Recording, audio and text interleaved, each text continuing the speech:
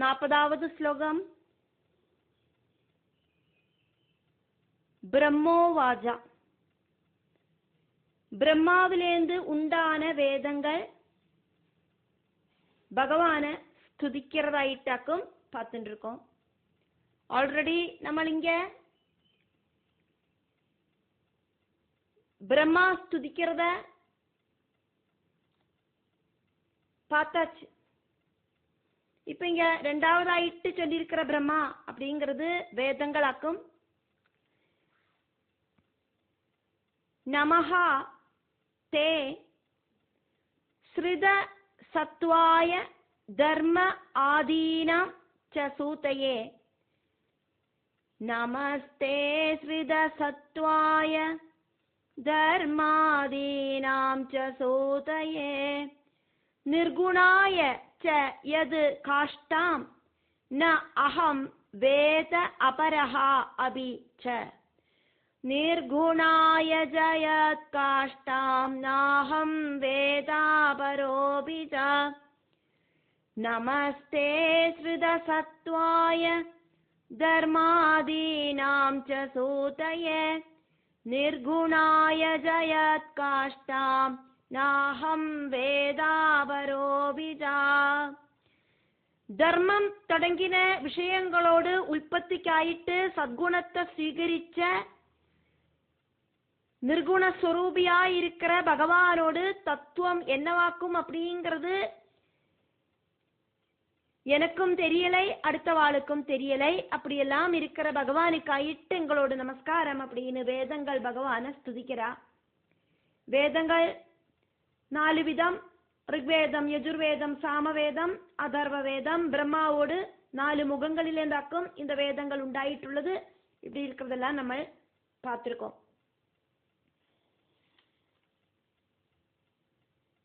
இந்த வேதத்துல சகுண உபாசனையும் நிர்குண உபாசனையும் சொல்லப்பட்டிருக்கு அப்படிங்கறதையாக்கும் நம்ம இங்க பார்க்கிறோம். தே நமஹா, பகவானே உங்களுக்கு நமஸ்காரம் அப்படின்னு வேதங்கள் பகவான் கிட்ட சொல்றா. ஸ்ருத சத்வாயா, சத்குணம் ஸ்வீகரிச்சு எங்களோட முன்னால 8 கைகளோடு கூடிட்டு நிக்கிற, ரூபமெடுத்து நிக்கிற உங்களுக்கு எங்களோடு நமஸ்காரம். தர்ம ஆதீனாம் ச சூதயே தே நமஹா. தர்மம் தொடங்கினதோடு உள்புவஸ்தானமா இருக்கிற உங்களுக்கு நமஸ்காரம். எப்பெல்லாம் ஆக்குமோ இந்த பிரபஞ்சத்துல அதர்மம் உண்டாகிறது, இந்த பூமிக்கு பாரம் உண்டாகிறது, அதர்மிகள் உண்டாகிறா, அப்பெல்லாம் அவதாரம் எடுத்து பூமியை காப்பாத்துற உங்களுக்கு நமஸ்காரம். தர்மத்தை பரிபாலனம் செய்யற உங்களுக்கு நமஸ்காரம். நிர்குணாயத்தே நமஹா, திரிகுணங்களால ஆக்டிவேட் ஆகாத உங்களுக்கு நமஸ்காரம். காரணம், திரிகுணங்களை ஆக்டிவேட் பண்றது நீங்களாக்கும். அதனால உங்களை திரிகுணங்களுக்கு ஆக்டிவேட் பண்றதுக்கு சாதிக்காது. அப்படி இருக்கிற உங்களுக்கு நமஸ்காரம். 3 குணங்களும் உங்களுக்குள்ள ஈக்குவலான அவஸ்தையில இருக்கு. அந்த குணங்களுக்கு ஏற்ற தாழ்வுகள் உண்டாக்கினதும் நீங்கள் தான். இந்த பிரகிருதியை அதனால சிருஷ்டிச்சதும் நீங்கள் தான். எது காஷ்டாம் அகம் ந வேத அபரஹா. காஷ்டாம் சொன்னா டாப் மோஸ்ட் ஸ்தானம். அகம் அப்படின்னா நாங்க, ந வேதா தெரிஞ்சுக்கிறதில்லை, அபரஹா அபீஜா அடுத்த வாளுக்கு கூடியும் தெரியலை. என்ன தெரியலை அப்படின்னா உங்களோடு அந்த ஒரு மகிமைய ஆராலயம் புரிஞ்சுக்கிறதுக்கு சாத்தியமில்லை.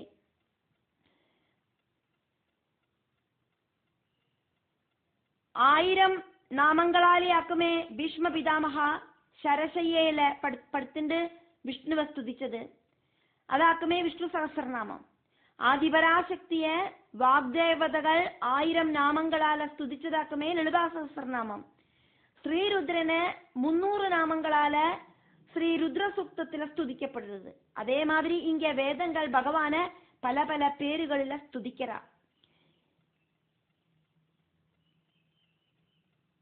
அப்படி இருக்கிற ஸ்துதியாக்கும்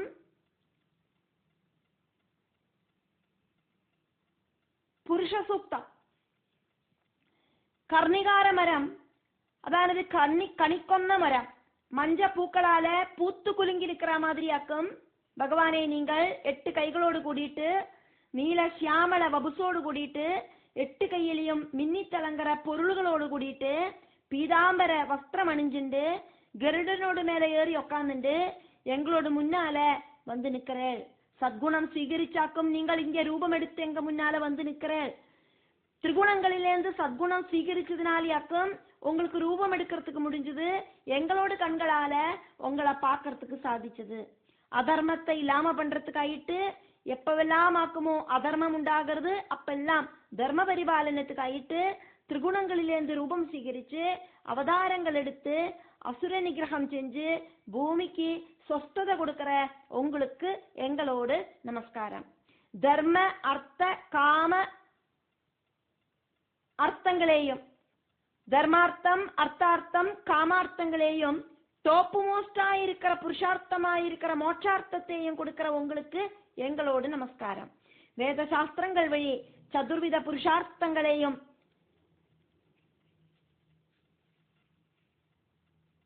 நேடறதுக்கு பிராபிக்கிறதுக்கு சாதிக்கும். அதுக்கான வழி சொல்லி கொடுக்கிறது வேதங்களாக்கும், அந்த புருஷார்த்தங்களை கொடுக்கிறது பகவானாக்கும். அப்ப சகுணங்களும் நிர்குணங்களும் பகவான் தான் அப்படின்னு வேதங்கள் இங்க பகவான ஸ்துதிக்கிறா. வேதங்களான எங்களுக்கு கூடியும் உங்களோட சொரூபம் தெரிய மாட்டேங்கிறது. அடுத்த வாழ்க்கை எப்படி ஆக்கும் உங்களோட யதார்த்த சொரூபம் தெரிய வரும். யாருக்குமே தெரியாது. அப்படி இருக்கிற உங்களுக்கு நமஸ்காரம். உங்களை கண்களால பார்க்க முடியாது. கண்களால எங்களுக்கு உங்களை பார்க்கறதுக்கு ஆகவே நீங்கள் சத்குணத்தை ஸ்வீகரிச்சு ஒரு ரூபத்தை எடுத்து எங்க முன்னால வந்து நிக்கிறதுனால உங்களை பார்க்கறதுக்கு எங்களுக்கு சாதிச்சது. அதை எங்களோட சுகிருதமாக்கும். எத்தனையோ ஜென்ம ஜென்மாந்திரமா செஞ்ச சுகிருதத்தோடு பலனாயிட்டாக்கும் இப்போ உங்களை தரிசிக்கிறதுக்கான பாக்கியம் எங்களுக்கு உண்டாச்சு அப்படின்னு வேதங்கள் இங்க பகவான ஸ்துதிக்கிறா. வியாச பகவான் வேதங்களை 4 பகுத்தார். கிருஷ்ண துவைபாயனன் அப்படிங்கிற வேதவியாச மகர்ஷியாக்கும் வேதங்களை 4 செப்பரேட் பண்ணினது. ரிக்வேதம், யஜுர்வேதம், சாமவேதம், அதர்வ வேதங்கள் இப்படியாக 4. வேதத்தோடு ஒரு பார்ட்டாக்கும் புருஷ சூக்தம். ரிக்வேதத்திலையும் யஜுர்வேதத்திலையும் புருஷ சூக்தம் வரது. ரிக்வேதத்துல 18 மந்திரங்களால புருஷ சூக்தம் சொல்லப்படுறது.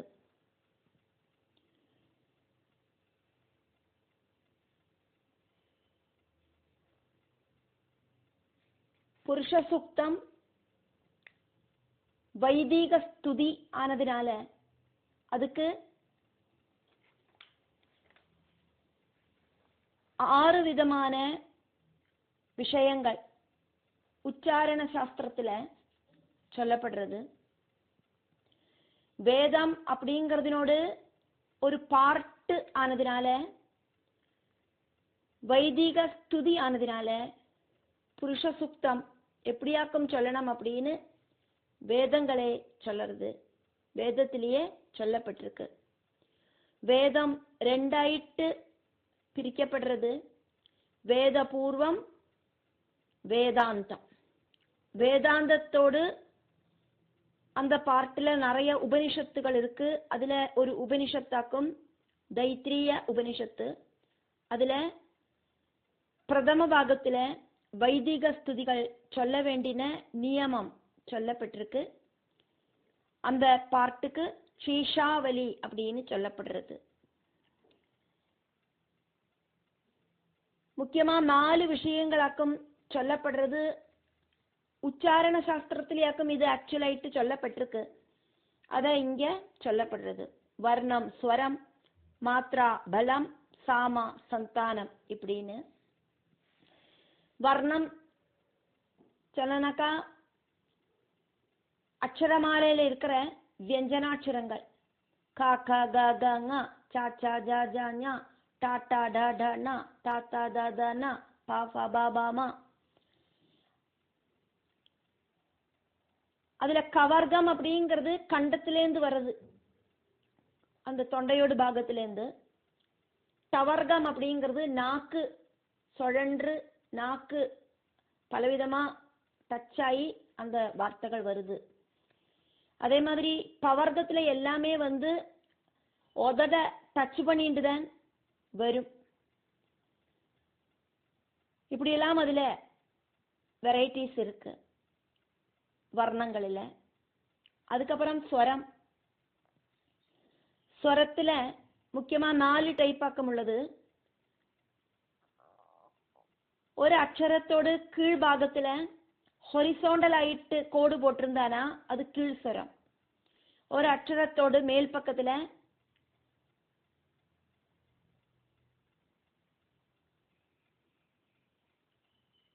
ஸ்ட்ரைட் ஆயிட்டு கோடு போட்டிருந்தானா அதுக்கு பேரு மேல் ஸ்வரம். ஒரு அக்ஷரத்தோடு மேல் பக்கத்துல ஸ்ட்ரைட் ஆயிட்டு 2 கோடு போட்டிருந்தானாக்கா, ஒரு குச்சி நிப்பாட்டி வச்சா எப்படி இருக்குமோ அதே மாதிரி 2 கோடு போட்டு வச்சிருந்தா அதுக்கு பேரு தீர்க்க. அதே மாதிரி எந்த கோடுகளும் இல்லை அப்படின்னா சாதா ஸ்வரம். இப்படியாக 4 டைப்பு ஸ்வரங்கள். இந்த ஸ்வரங்களை கரெக்டா கவனிச்சுட்டு வேணும்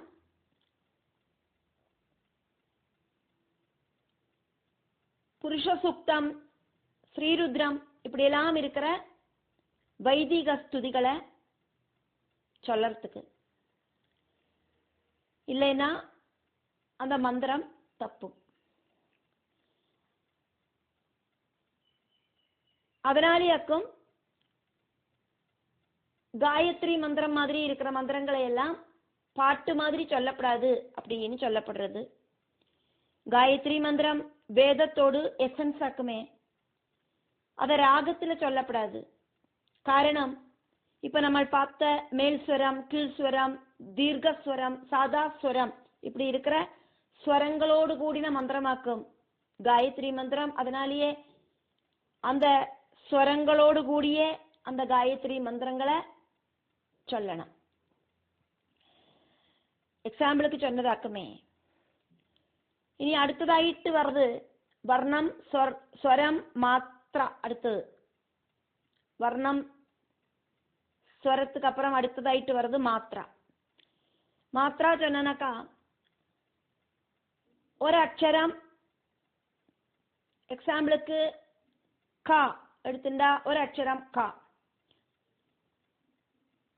அது ஒரு மாத்திரை. அதுக்கு ஒரு தீர்க்கம் போட்டானாக்கா கா 2 மாத்திரை. ஒரு சில புக்கில் அக்ஷரங்களுக்கு பக்கத்துல 3, 4, 5 வரைக்கும் எல்லாம் கூட ரயர் ஆயிட்டு நம்பர்ஸ் போட்டிருப்பான். அப்போ அந்த அளவுக்கு அதை நீட்டணும் அப்படின்னு அர்த்தம். ஒவ்வொரு அந்த நம்பருக்கு தகுந்த மாதிரி அதை நீட்டி சொல்லணும். அதுக்கு பேரு புளுதம். இப்போ ஒரு அக்ஷரம் மட்டும் சொல்லறத அது மாத்திரா, அதை கொஞ்சம் தீர்க்கம் போட்டு நீட்டுறத 2 மாத்திரை க கா. அடுத்தது அத 3 மாத்திரையாயிட்டோ 4 மாத்திரையாயிட்டோ அந்த அக்ஷரத்தை நீட்டி சொல்லறத அதுக்கு பேரு புளுதம்.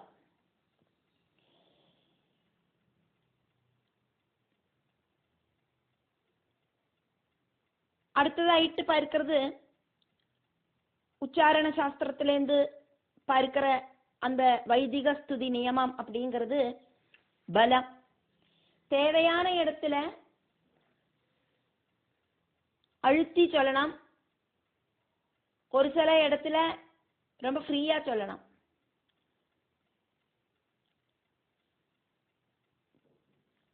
அழுத்தி சொல்ல வேண்டிய இடத்துல மட்டும்தான் அழுத்தி சொல்லலாம். அதே மாதிரி அழுத்தி சொல்ல வேண்டிய இடத்துல அழுத்தி சொல்லாம இருக்கவும் கூடாது. அதுக்கு பேராக்கும் பலம். ஃபார் எக்ஸாம்பிள் ஷா,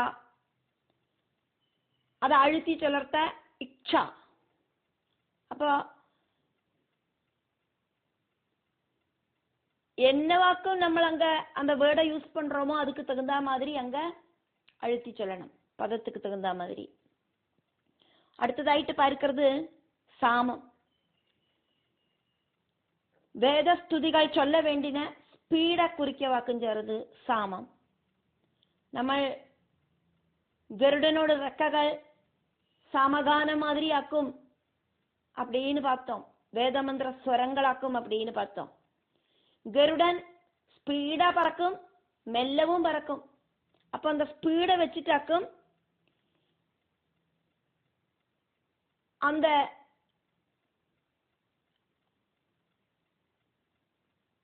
ஸ்துதியோடு ஏற்ற இறக்கங்களை பார்க்கறது, சொல்ல வேண்டிய ஸ்பீடு. அதே மாதிரி ஒரு சிலது பாட்டாயிட்டு சொல்லலாமா, பாட்டாயிட்டு சொல்லக்கூடாதா, இப்படிங்கிற விஷயங்கள் எல்லாம் சந்தர்ப்பத்துக்கு தகுந்த மாதிரி ஸ்பீடை உபயோகிக்கிறது. அதுக்கு பேராக்கும் சாமம். இப்ப நம்ம இங்க பாகவதத்துல ரொம்ப மெல்லதான் ஸ்லோகங்களை பார்த்துட்டு இருக்கோம். காரணம் நமக்கு என்ன தேவை அப்படின்னா அது அக்ஷரங்களை நல்லா பிரிச்சு, பதங்களை நல்லா சமஸ்த பதங்களை பிரிச்சு, அதுக்கப்புறமா அதை கூட்டி சேர்த்தி தவறில்லாம சொல்லறதுக்காயிட்டு முயற்சி பண்ணிட்டு இருக்கோம். இருந்தா கூட ஒரு சில தவறுகள் வரத்தான் செய்யும். அது நம்மள தெரியாமையே சில தவறுகள் அதுல வரதுக்கான வாய்ப்புகளும் இருக்கு. அதனால நம்ம அங்க பதங்களை பிரிச்சு மெல்ல மெல்ல ஒவ்வொரு ஸ்லோகத்தையும் பார்த்துட்டு இருக்கோம். இதே ஒரு ஸ்டேஜில் போய் பாராயணம் பண்றோம் அப்படின்னாக்கா இந்த மாதிரி ஸ்பீடுல சொன்னானாக்கா பாராயணம் மட்டுமே அர்த்தங்கள் ஒன்றும் சொல்லாக்கி பாராயணங்கள் மட்டுமே சொல்லறதுக்கே ஒரு வருஷ கால டைம் எடுக்கிறதுக்கான வாய்ப்புண்டு. அப்போ சந்தர்ப்பத்துக்கு தகுந்த மாதிரி ஸ்பீடு அதாக்கும் சாமம்.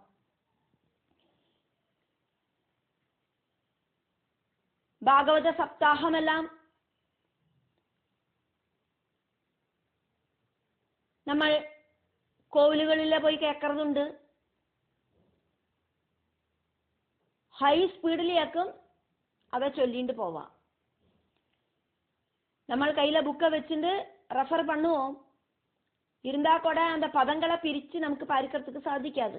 அந்த அளவுக்கு ஸ்பீடுல சொல்லிட்டு இருப்பா. காரணம் 7 நாளைக்குள்ள அந்த ஸ்லோகங்களையும் முடிக்கணும். அந்த ஸ்லோகங்களில மொத்தமா ஒரு கூட்டமா ஒரு அர்த்தத்தையும் பார்க்கணும். ஒவ்வொரு ஸ்லோகத்துக்கும் அர்த்தங்களை சப்தாகங்களில சொல்றது அப்படின்னா சத்தியம் கிடையாது, டைம் பத்தாது. அப்போ துருவனோடு கதை அப்படின்னா அந்த துருவனோடு கதையை ஷார்ட் ஆயிட்டு அதை எக்ஸ்பிளைன் பண்ணி சொல்லப்படும். அந்த துருவ சரிதத்தை கம்ப்ளீட் ஆயிட்டு ஸ்லோகங்கள் ஆயிட்டு அங்க பாராயணம் செய்யப்படும். கஜேந்திர மோட்சம் சொன்னா கஜேந்திர மோட்ச கதையை கம்ப்ளீட் ஆயிட்டு பாராயணம் செய்யப்படும். ஸ்லோகங்களை கதையை ஷார்ட் ஆயிட்டு விவரணம் பண்ணி சொல்லப்படும். இப்படி அதை முடிக்கிறது தான் அந்த சப்தாகம். 7 நாள்ல அந்த பாகவதம் கம்ப்ளீட் ஆயிட்டு சொல்லறதுக்கு சாதிக்கும். நமக்கு இங்க ஓட வேண்டிய அவசியம் ஒன்றும் இல்லை. நம்மளோட நோக்கம் என்னன்னா ஸ்லோகம் தப்பு இல்லாம சொல்லறதுக்கு பார்க்கணும். அதே மாதிரி முடிஞ்ச அளவு அதுல இருக்கிற ஸ்லோகத்தோடு அர்த்தத்தை மட்டும் பார்க்காக்கி, ஸ்லோகத்திலோடு அர்த்தத்தை பார்க்கிறதுனா ஒரு டிக்ஷனரியை வச்சு ஓ இந்த வேர்டுக்கு இதாக்கும் அர்த்தம் இப்படின்னு பார்த்துட்டு போயிடலாம். அப்படி ஒரு டிக்ஷனரியை வச்சுட்டு நம்ம பார்க்கறதையும் ஒரு பதத்துக்கு இதாக்கும் அர்த்தம் அப்படின்னா அந்த ஸ்லோகத்துல அந்த பதத்துக்கு என்ன அர்த்தம் அப்படின்னு யோசனை பண்ணிட்டு வேணும் அந்த அர்த்தத்தை அதுல எடுத்து நம்ம அதுக்கு சூட் பண்ணி பார்க்கறதுக்கு. இங்க நம்ம அதனோடு முடிஞ்ச அளவு தத்துவார்த்தங்களையும் சேர்த்தி பார்த்துட்டாக்கும் பாகவத கதையை நம்ம கொண்டு போறோம். இப்ப சொல்ல வந்தது சாமம். சந்தர்ப்பத்துக்கு தகுந்த மாதிரி ஸ்பீடு உபயோகிக்கிறதாக்கும் சாமம். அடுத்தது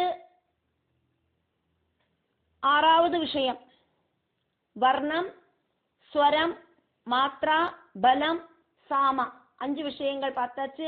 6வது விஷயமான சந்தானம். சந்தானம் அப்படின்னாக்கா பதங்களை நம்ம பிரிக்கிறோமே,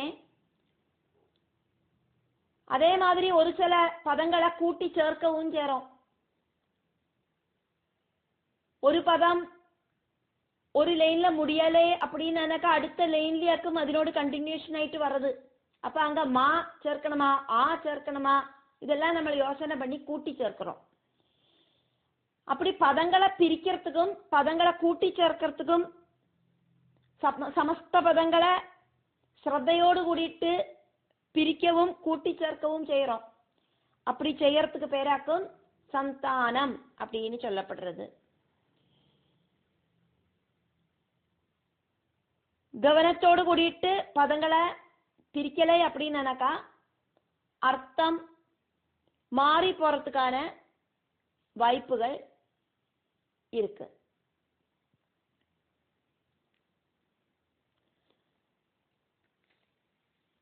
இப்போ வேதங்கள் பகவானை ஸ்துதிக்கிறதாயிட்டு நம்ம பார்த்தோமே, அதனாலேயாக்கும் இதெல்லாமும் இதுல ஒண்ணு தெரிஞ்சுட்டோம். புருஷ சூக்தம் வைதிக ஸ்துதி ஆனதினால அதுக்கு 6 பார்ட்ஸ் இருக்கு அப்படிங்கிறத நம்ம இப்ப தெரிஞ்சுட்டோம். இனி இந்த வேதங்கள் இந்த உலகத்துக்கு கொண்டு வரப்பட்டது, வெளிப்படுத்தப்பட்டது ரிஷிகள் வழியாவக்கும். வேதங்களை உருவாக்கினது ரிஷிகள் கிடையாது. மந்திர திரஷ்டாரஹா ரிஷயஹா. மந்திரங்களை உண்டாக்கினது ரிஷிகள் கிடையாது. மந்திரங்களை பார்த்து அதை தெரிஞ்சு இந்த உலகத்துக்கு கொண்டு வந்தவாளாக்கும் ரிஷிகள். வேத மந்திரங்கள் அப்படிங்கிறது மனுஷாலால சிருஷ்டிக்கப்பட்டது கிடையாது. பகவானிலேந்து உத்பவிச்சதாக்கும் வேத மந்திரங்கள். பகவானோடு நிஸ்வாசமாக்கும் வேத மந்திரங்கள். யஸ்ய நிஸ்வசிதம் வேதாக. ரொம்ப ஈஸி ஆயிட்டு பகவானிலேந்து வெளிப்படுறதாக்கும், மூச்சு காத்தாயிட்டு வெளிப்படுறதாக்கும் வேத மந்திரங்கள். ரிஷி அப்படிங்கிற உபாதி வழி இந்த உலகத்துக்கு வேத மந்திரங்கள் வந்து சேர்ந்தது. கரண்ட் இருக்கு, பல்பு அப்படிங்கிற உபாதி வழி அந்த கரண்ட் ஒரு லைட் ஆயிட்டு வெளிச்சமாயிட்டு இந்த ஒரு ரூமுக்கு வந்து சேர்ந்தது. அப்படிங்கிற மாதிரி ரிஷிகள் வழியா, ரிஷிகள் அப்படிங்கிற உபாதி வழியா வேத மந்திரங்கள் இந்த உலகத்துக்கு வந்து சேர்ந்தது.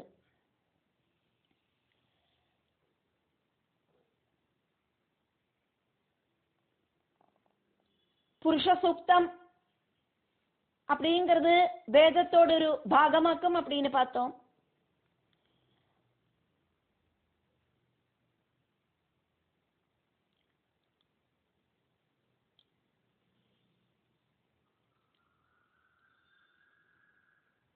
சூக்தம் அப்படின்னாக்கா சு உக்தம் சூக்தம், அப்படி இல்லைன்னா சுஷ்டு உக்தம் சூக்தம். நல்ல அழகா சொல்லப்பட்டது சூக்தம். புகழ்த்தி சொல்லப்பட்டது சூக்தம். ஆரியாக்கும் புகழ்த்தி சொல்லப்பட்டது இங்க புருஷ சூக்தம். அப்ப பகவான் அப்படிங்கிற சப்தத்துக்கு இங்க புருஷா அப்படின்னு சொல்லப்பட்டிருக்கு. புருஷ சூக்தம். புருஷா அப்படிங்கிற சப்தம் வழி பகவானியக்குமே சொல்லப்பட்டது. அதனால அந்த பகவானோட தத்துவத்தை எடுத்து சொல்றதாக்கும் புருஷ சூக்தம். புருஷன் அப்படின்னாக்கா முக்கியமா 3 டைப் டெஃபினிஷன் இருக்கு. பூரியதே அனேன இதி புருஷः, சர்வ பிரபஞ்ச பொருள்களிலேயும் அசையறதும் அசையாததுமாயிருக்கிற சர்வதிலையும் ரொம்பி நிற்கிற பகவான். நம்மள ஆபரணங்கள் எல்லாம் போட்டுக்கிறோமே தங்கத்தால, வளை மாலை கம்மன் இப்படின்னு பல பல விதமா ஆபரணங்கள். நம்மளோட கண்ணுக்கு அந்த ஆபரணங்கள் தான் தெரியறது. ஹாய், வளை எத்தனை நன்னா இருக்கு, இந்த கம்மல் எத்தனை நன்னா இருக்கு, இதைத்தான் பார்க்கிறோம்.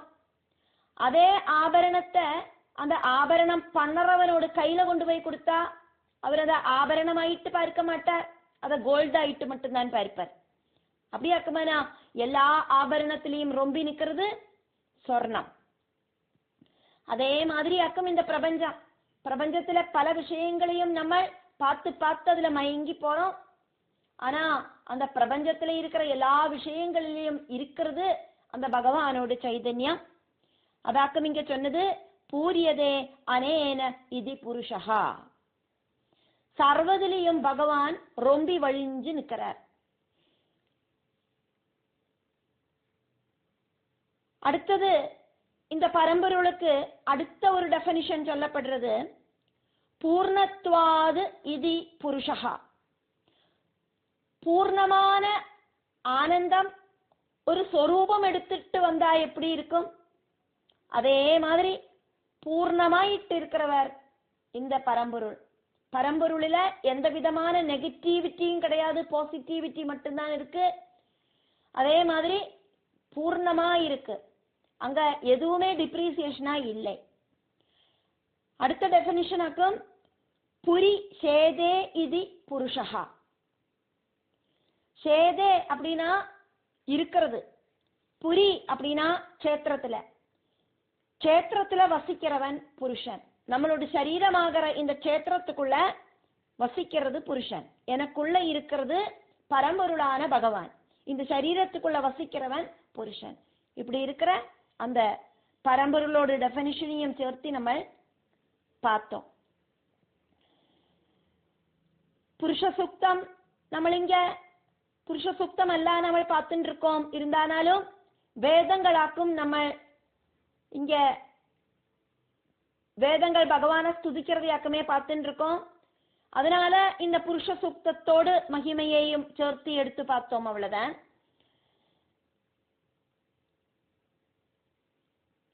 புருஷ சூக்தத்துல ரிஷி அப்படிங்கிறது நாராயண ரிஷியாக்கும், தேவதை அப்படிங்கிறது புருஷ ஏவ தேவதா, புருஷன் தான் தேவதை.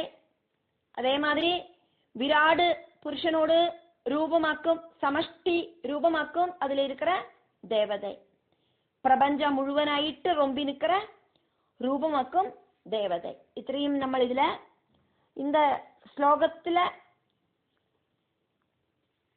இந்த ஒரு வேதங்களை சொன்னோன இதையும் சேர்த்து எடுத்து பார்த்தோம். அவ்வளவுதான். அப்படி இருக்கிற வேதங்களாக்கும் பகவான ஸ்துதிச்சதை நம்ம பார்த்தோம். ரிக்வேத, யஜுர்வேத, சாமவேத, அதர்வவேத,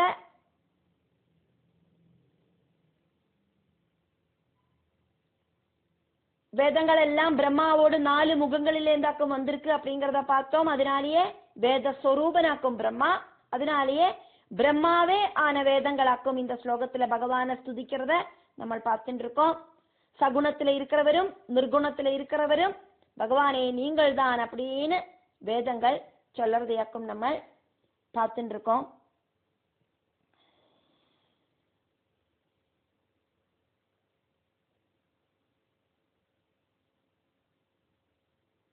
எல்லா உபனிஷத்துகளிலும் டைரக்ட் ஆயிட்டும் இன்டைரக்ட் ஆயிட்டும் இதத்தான் சொல்லப்பட்டிருக்கு அப்படிங்கிறதையும் நம்ம பார்த்துட்டு இருக்கோம். மனசுக்குள்ள பகவானுக்கு ஒரு ரூபத்தை கொடுத்து செய்யற உபாசனையாக்கும் நிர்குண உபாசனை. அதே மாதிரி பிம்பங்கள், படங்கள் இதிலெல்லாம் வச்சு அலங்காரம் பண்ணி பூஜை பண்ணி செய்யற உபாசனையாக்கும் சகுண உபாசனை. அந்த சகுண உபாசனையை செஞ்சு செஞ்சு அதுக்கப்புறமா அந்த பிம்பங்களிலையும் சித்திரங்களிலையும் இருக்கிற அந்த உபாசனையை விட்டுட்டு அந்த ரூபம் நம்மளோட மனசுக்குள்ள இப்ப வந்துடும். கோவில்களுக்கெல்லாம் போய் போய் கோவிலுக்குள்ள இருக்கிற கிருஷ்ணர், கோவிலுக்குள்ள இருக்கிற அம்பாள் எல்லாம் இப்ப மனசுக்குள்ள உட்காந்து வந்துட்டா. அப்ப அந்த மனசுக்குள்ள இருக்கிற அந்த ரூபத்தை இப்ப மனசுக்குள்ள தியானிக்கிறோம். அதாக்கும் மானச உபாசனை அப்படிங்கிற நிர்குண உபாசனை. அப்படியாக்குமானா சகுண உபாசனை அப்படிங்கிறதும் நிர்குண உபாசனை அப்படிங்கிறதும் ஒண்ணுதான் அப்படிங்கிறதையும் நம்ம இங்க தெரிஞ்சுக்கிறோம். சகுணத்தோடு ஆப்போசிட் கிடையாது நிர்குணம். இருட்டு அப்படிங்கிறதுனோடு ஆப்போசிட் ஆக்கும் வெளிச்சம். லோவர் அப்படிங்கிறதுனோடு ஆப்போசிட் ஆக்கும் அப்பர். எல்கேஜி அப்படிங்கிறதுனோடு ஆப்போசிட் கிடையாது யூகேஜி. காரணம் என்ன? யூகேஜியில படிக்கிறத எல்கேஜியில இருக்கிற அந்த போர்ஷனையும் அதுல இன்க்ளூட் ஆயிட்டாக்கும் படிச்சுட்டு இருக்கோம். ஏபிசிடி எல்கேஜியில படிச்சா அதை விட்டுட்டு இனி ஏபிசிடி உபயோகிக்கவே மாட்டேன்னு சொல்ல முடியாது. பெரிய பெரிய காலேஜ் படிப்புல கூடயும் அந்த ஏபிசிடியை உபயோகிச்சுட்டு தான் நம்ம எல்லாத்தையும் படிச்சுட்டு இருக்கோம். அப்போ அந்த சின்ன கிளாஸ்ல இருக்கிற நம்ம என்னெல்லாம் படிச்சோமோ அதனோடு கண்டினியூவேஷன் ஆயிட்டாக்கும் பெரிய பெரிய கிளாஸுகளில் நம்ம படிக்கிறோம். அப்ப அந்த ஒரு வித்தியாசம் நம்ம இங்க தெரிஞ்சுக்கிறோம். சகுண உபாசனையை விட்டுட்டு அந்த சகுண ரூபத்தை மனசுக்குள்ள ஏத்திண்டு அக்கும் நிர்குண உபாசனை பண்றோம். அதனாலேயாக்கும் முதல்ல பகவான் சகுண உபாசனை பண்ண சொன்னார். சகுண உபாசனையில பலவிதமா பகவானுக்கு அலங்காரங்கள் பண்ணி அந்த ரூபம் அப்படியே மனசுக்குள்ள திளங்கி விளங்கி நிற்கிறது. அந்த ரூபம் மனசுக்குள்ளேருந்து போனானா நம்மளால நிர்குண உபாசனை பண்ணறதுக்கு சாதிக்காது. அப்ப சகுண உபாசனை மனசுக்குள்ள பண்ணி பண்ணி அது மனசுக்குள்ள அந்த ரூபத்தை பதிய வச்சுட்டாக்கும் நிர்குண உபாசனை பண்ணிட்டு இருக்கோம். அதனாலேயே சகுண உபாசனையும் நிர்குண உபாசனையும் ஒண்ணுதான். நிறைய நிறைய ஆட்டம்ஸ் பரமாணுக்கள் சேர்ந்ததாக்குமே மெட்டீரியல்ஸ். அந்த மெட்டீரியல் அப்படிங்கிறது அசையாம உட்கார்ந்து இருக்கும். ஆனா அந்த ஆட்டமுக்கு உள்ள இருக்கிற எலக்ட்ரானுகள், புரோட்டானுகள், நியூட்ரானுகள் எல்லாம் ரொம்ப சக்தி ஆயிட்டு ஆக்டிவேட் ஆகும், ரொட்டேட் ஆகும். 3.2 மில்லியன் டைம்ஸ் ஆகும். ஒரு நியூக்ளியஸ் ஒரு செகண்ட்ல வட்டப்பாலம் சுற்றுறது, ஸ்பின் பண்றது. எலக்ட்ரான் 2182 பெர் கிலோமீட்டர்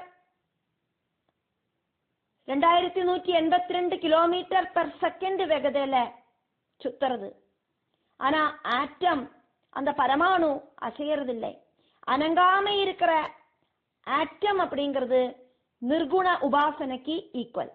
ஆட்டத்துக்கு உள்ள இருக்கிற எலக்ட்ரான், நியூட்ரான், புரோட்டான் இதெல்லாம் கறங்குறதே அது சகுண உபாசனைக்கு ஈக்குவல். அப்போ நிர்குணம் பிளஸ் சகுணம் சேர்ந்ததாக்கும் மெட்டீரியல். பூமி அசையாம இருக்கிறதாயிட்டு நமக்கு தோணுறது. 1640 கிலோமீட்டர் பெர் ஹவர் வேகதையில ரொட்டேட் பண்ணவாக்கும் சேருது பூமி. பூமி 35,500 கிலோமீட்டர் பெர் ஹவர் வேகதையில சூரியனுக்கு சுற்றும் கறங்கிறது. ஃபுல் ஸ்பீடுல இருக்கிற பூமியோட கறக்கம், ஃபுல் ஸ்பீடுல இருக்கிற சூரியனை சுற்றி உள்ள பிரதட்சிணம் இதெல்லாம் நமக்கு அசையற மாதிரியே தோண மாட்டேங்கிறது. அனங்கிற மாதிரி தோணாத்த இந்த பாவமாக்கும் நிர்குண பாவம். கரங்கின்னு இருக்கிற உண்மை அப்படிங்கிற பாவம் இருக்கு, அது சகுண பாவமாக்கும். இப்படி ஒரு சில எக்ஸாம்பிளால நம்ம இதை பார்த்துட்டு இருக்கோம். ஒரு யுரேனியத்தோட பால் அனங்காக்கி நிக்கிறது. அதுக்கு நல்ல பாரம் எல்லாம் உண்டு, சின்ன சைஸ்ல இருந்தானாலும் அந்த பால் பொட்டி தெறிக்கிறது என்ன ஆகுறது? நிர்குண பாவத்துல அசையாம இருந்த பால் பொட்டி தெறிக்கிறத சகுண பாவமாயிட்டு மாறுறது. அசையாம சைலண்ட் மோடுல நம்ம படுத்துட்டு இருக்கோமே, ஒரு சில டைம்ல தூங்கியும் போறோம். அப்ப நமக்குள்ள இருக்கிற ஹார்ட், நமக்குள்ள இருக்கிற லிவர், நமக்குள்ள இருக்கிற பிளட், அதே மாதிரி பிராணவாயு இதெல்லாம் கேப் இல்லாதக்கு பிரவர்த்திக்கிறது. இந்த பிரகிருதியில எல்லாமே சகுண நிர்குண பாவத்துல இருக்கிறதாக்கும் அப்படின்னு சொல்றதுக்காக்கும் இந்த எக்ஸாம்பிள் எல்லாம் நம்ம இதுல எடுத்து பார்த்தோம். சகுணபாவம் அப்படிங்கிறது மாற்றத்துக்கு உள்பட்டது, நிர்குணபாவம் அப்படிங்கிறது மாற்றத்துக்கு அப்பாற்பட்டது, மாற்றத்துக்கு உள்படாதது, கண்களால பார்த்து தெரிஞ்சுக்கிறதுக்கு சாதிக்காததாக்கும் நிர்குணபாவம். சகுண நிர்குணபாவ பேதம் வேத உபனிஷத்துகளில எல்லா இடத்திலையும் சொல்லப்படுறது. சகுண நிர்குண பாவம் அது தமிழ எந்த விதமான வித்தியாசமும் இல்லை.